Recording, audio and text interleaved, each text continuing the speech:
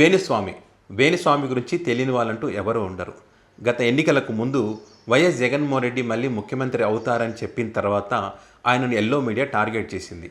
ఈ టార్గెట్ చేయడంలో భాగంగానే ఇప్పుడు ఆయనకు సంబంధించినటువంటి డిబేట్లు కానీ, ఆయన మానసికంగా ఇబ్బందులు గురి చేయడం కానీ, అంటే ఆయన ఏదో చేశాడు, ఈయన భాగవతాలు ఎక్కువగా ఉన్నాయనే దానికి సంబంధించి పెద్ద ఎత్తున డిబేట్లు పెడతా ఉన్నారు. ముఖ్యంగా ఈ మధ్య కాలంలో నాగ చైతన్యకు సంబంధించినటువంటి ఏదైతే ఎంగేజ్మెంట్ ఉందో దానికి సంబంధించి మరి వేణుస్వామి మాట్లాడినటువంటి మాటలకు సంబంధించి కూడా పెద్ద ఎత్తున డిబేట్లు పెట్టడం. అంటే ఒక వేరే వాళ్ళ పర్సనల్ జీవితాల్లోకి వేణుస్వామి ఎలా వెళ్తాడు, వాళ్ళ జీవితాలతో ఆడుకోవడం కాదా ఇది, వాళ్ళ జీవితాలు నాశనం చేయడం కాదా ఇది అని చెప్పి వీళ్ళు కొంతమంది మీడియా, అంటే వేణుస్వామికి ఎగనెస్ట్గా ఉన్నటువంటి మీడియా వాళ్ళ ఛానల్లో డిబేట్లు పెడతా ఉన్నారు.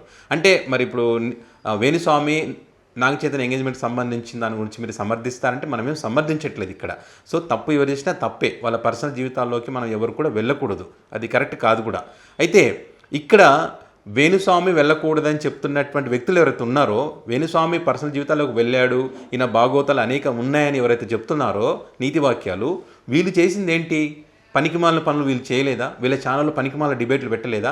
ప్రజా సమస్యలు ఎన్నో ఉంటే వాటిని కప్పిపుచ్చి ఇదంతా అబద్ధం, ప్రజా సమస్యలు లేవు, ప్రజలందరూ బాగున్నారు, ఆంధ్రప్రదేశ్ అంతా మొత్తం వెలిగిపోతుందని చెప్పి వాళ్ళ వ్యక్తి ముఖ్యమంత్రిగా ఉన్నప్పుడు చెప్పలేదా వీళ్ళు?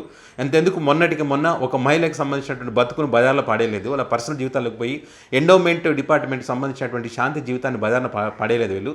మీడియా మీద కూర్చొని కన్నీళ్ళు పెట్టుకున్నటువంటి పరిస్థితి చూడలేదా మనం? మరి వీళ్ళెందుకు వాళ్ళ పర్సనల్ జీవితాలకు వెళ్ళారు? మరి వీళ్ళెందుకు సినిమా పరిశ్రమకు చెందినటువంటి అనేక మంది ఆర్టిస్టులకు సంబంధించినటువంటి వాళ్ళ పర్సనల్ జీవితాల్లోకి వెళ్ళి మరి వారి గురించి రకరకాలుగా మాట్లాడి వాళ్ళ మానసికంగా ఇబ్బందులు పెట్టినటువంటి పరిస్థితులు మనం చూడలేదా? మరి వీళ్ళు నీతి వాక్యాలు వీళ్ళు చెప్తే మనం నమ్మాలి.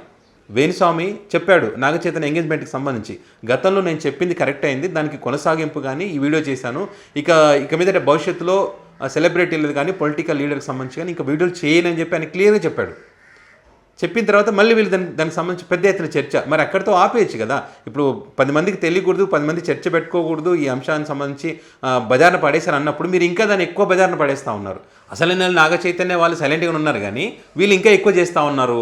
ఈ వేణుస్వామి యొక్క భార్య జీవితాన్ని వీళ్ళు బజార్న పడేస్తూ ఉన్నారు. ఇప్పుడు వేణుస్వామి భార్య ఆత్మహత్య చేసుకునేటువంటి పరిస్థితికి ఈ ఎల్లో మీడియా తీసుకొచ్చింది.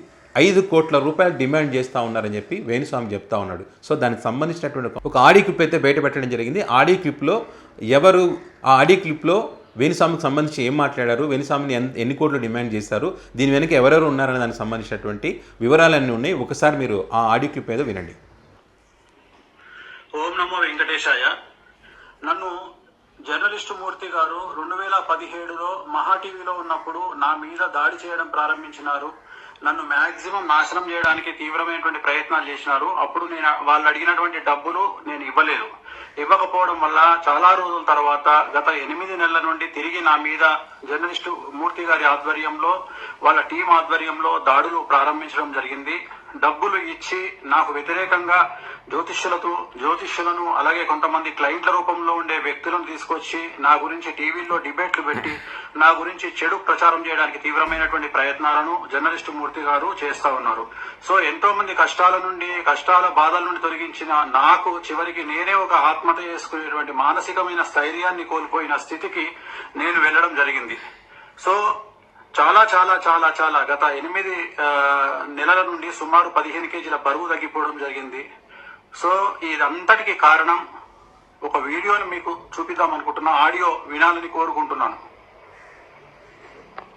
నువ్వు నాకు మెసేజ్ చేశాక నేను మళ్ళీ మెసేజ్ చేశాను, like you want me to wait అది ఇది అని చెప్తే లేదు ఇక్కడ ఇంకా లేట్ అయ్యేలా ఉంది, ఇది అలా సింపుల్ గా కూర్చొని మాట్లాడుకునే మ్యాటర్ కాదు కదా, మళ్ళీ అందులో ఇంకా ఎందుకు రిస్క్ ఫోన్ లో మాట్లాడడం అన్నట్టు నేనైతే మెసేజ్ పాస్ చేశానమ్మా. ఏమన్నాడంటే 5 లక్షల, సరిగ్గా విన్నావా, 50 లక్షల, 5 లక్షల, 5 కోట్ల, 5 అన్న ఫిగర్ నువ్వు ఒకటే చెప్తున్నావు అంటే నేను కూడా షాక్ తిన్నాను. 5 అని అన్నాను, గుర్తుందా నీకు? 5 అని చెప్పేసి నువ్వంటున్నావు సిఆర్ అని, నేనంత ఎక్స్పెక్ట్ చేయలేదు 5 సిఆర్ అని. నేను బయటకు రాగానే ఏమన్నాను, అంత అయితే అఫోర్డ్ చేయలేడు అని చెప్పానా? అమర్ ఒక్కటి చెప్పనా, ఈ సోషల్ మీడియా ఈ పోస్టుల కోసం ఆయన లైఫ్ స్టైల్ ఏదో బయట పెట్టుకుంటాడు, కానీ అయినది ఇంటర్నల్ గా లైఫ్ స్టైల్ ఏందో నాకు తెలుసు.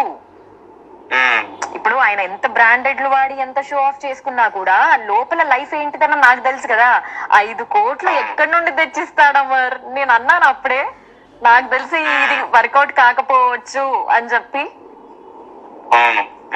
అది మ్యాటర్. అదేనా చెప్పేస్తే మనం వాడు చెప్పేద్దాం, ఏముందా ఇప్పుడు మనం అంటే మనం ఇంకా ఆయన నుండి మనం ఎలాంటి ఇన్ఫర్మేషన్ వెళ్ళలేదు కాబట్టి నేనేమంటున్నానంటే, ఆయన ఎవరో ఉన్నారు కదా, అబ్బా నాకు ఆయన పేరే నాకు రావట్లేదు, కల్లేరు రాజేషా ఎవడ చెప్పావు, సారీ వాడు వీడు అంటున్నాను, సారీ. సో ఆయనకి ఈ మెసేజ్ పాస్ చేయలేమా మనము? అంటే అదే వాళ్ళ చిన్నాన్న గారు కొంచెం సీరియస్ ఉన్నారంట, తనతో ఇంకా ప్రశాంతంగా మాట్లాడలేదు.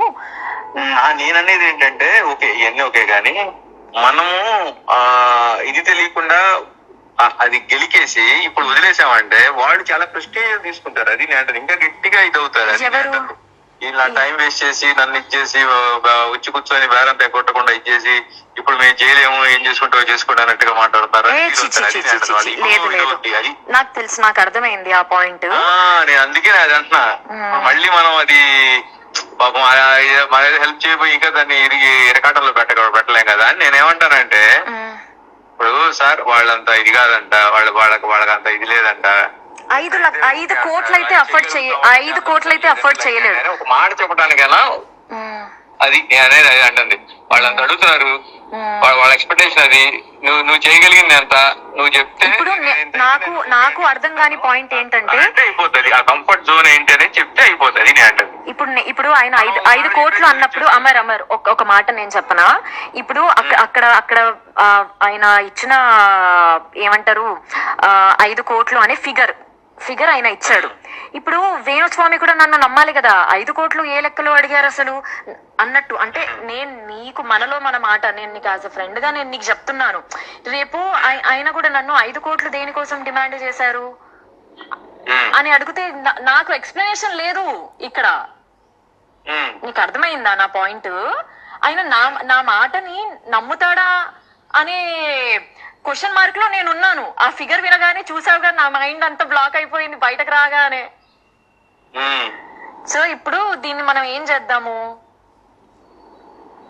నేను అదే అంటుంది. ఇప్పుడు వాళ్ళు అడిగారంటే ఆయన చెప్పే రీజన్స్ ఏంటంటే చెప్పారు చాలా చిక్కుముళ్ళు ఉన్నాయి, వీటన్నిటిని ఇచ్చేయాలి, ఓనర్స్ ఇచ్చుకోవాలి.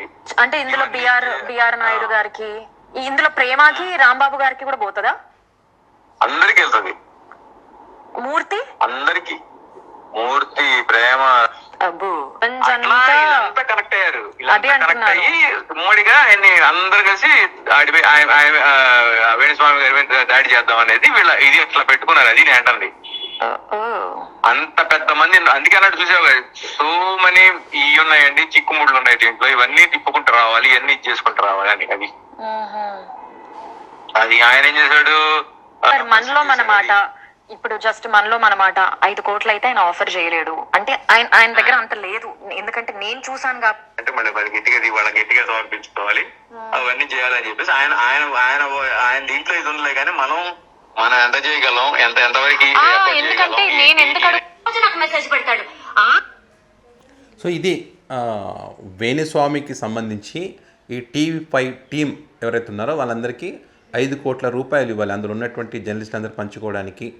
వాళ్ళ మాటలు విన్నారు కదా, ఎవరెవరికి ఎంత ఏంటి అనే దానికి సంబంధించి వాళ్ళందరూ కూడా ఇన్వాల్వ్ అయి ఉన్నారా, వేణుస్వామిని ఏ రకంగా ఇబ్బంది పెట్టాలి, వేణుస్వామి నుంచి ఏ రకంగా డబ్బులు వసూలు చేయాలనే దానికి సంబంధించి ఒక ఆడియో అయితే పెద్ద ఎత్తున వైరల్ అవుతుంది. దానికి సంబంధించినటువంటి ఆడియో క్లిప్ని వేణుస్వామి, ఆయన భార్య, ఆయన సతీమణి దీన్ని బయట పెట్టడం జరిగింది.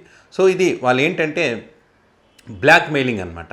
ఇలా భయపెట్టి నీది ఏదో చేస్తాం, నేను ఈ రకంగా మానసికంగా నేను ఇబ్బంది పెట్టకుండా, నీ గురించి డిబేట్లు పెట్టకుండా, నీ గురించి చర్చ జరగకుండా ఉండాలంటే నువ్వు 5 కోట్ల రూపాయలు ఇస్తే సైలెంట్ అవుతామని చెప్పి ఇదంతా చెప్పడం కోసం. ఇంకా రోజుకు ఒకటి అనమాట ఈ TV5లో వీళ్ళంతా ఏంటంటే డిబేట్లలో ఇంకా అనేక అరాచకాలు ఉన్నాయి, వేణుస్వామి భాగవతం బయట పెట్టబోతాను అని చెప్పి ఇట్లా మానసికంగా ఇబ్బందికి గురి చేయడం భార్య భర్తల వారిద్దరిని ఆ రకంగా చేస్తూ ఇట్లా 5 కోట్ల రూపాయలు డిమాండ్ చేస్తారు. ఇదంతా జరగకూడదంటే 5 కోట్లు ఇవ్వాలని చెప్పి అనే దానికి సంబంధించి వాళ్ళు అమర్ అనే వ్యక్తి ఎవరంటే ఈ మూర్తికి సంబంధించినటువంటి పర్సనల్ PA అని చెప్పి అంటారు, జర్నలిస్టు అమర్ అనేటువంటి వ్యక్తి, అవతల యాంకర్ అమ్మాయి కూడా మాట్లాడుతున్నటువంటి వాళ్ళు, వీళ్ళంతా కూడా కలిసి 5 కోట్ల రూపాయలు ఆయన ఇవ్వలేడని చెప్పి మాట్లాడుతున్నటువంటి ఆడియో క్లిప్పింగ్స్ ఇవి.